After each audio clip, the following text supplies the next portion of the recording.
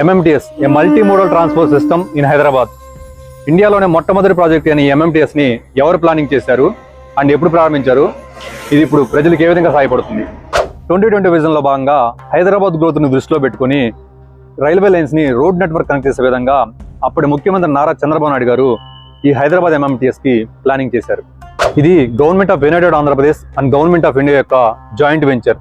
దీన్ని ఇయర్ 2000 లో ఇనిషియేట్ చేసి కొత్త MMTS స్టేషన్స్ తో ఫస్ట్ ఫేజ్ ని పూర్తి చేశారు.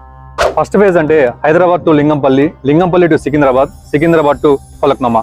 టోటల్ 27 MMTS స్టేషన్స్ తో 44 కిలోమీటర్స్ ని కవర్ చేస్తుంది. నెక్స్ట్ 2003లో అప్పటి deputy prime minister L K Advani గారు ఈ MMTS ని ప్రారంభించగా planning and commencement of the works ని నారా చంద్రబాబు నాయుడు గారు ఇనాగ్రేట్ చేశారు.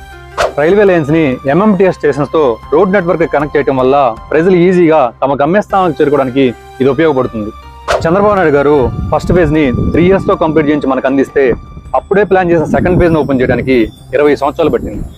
ఒక మంచి నాయకుని మనం కంటిన్యూగా ఎన్నుకోలేకపోతే మన జీవన ప్రమాణాలు మరియు భవిష్యత్ ఆవిష్కరణలు ఎంత ఆలస్యం అవుతాయనే దానికి ఇది ఒక చిన్న ఉదాహరణ మాత్రమే.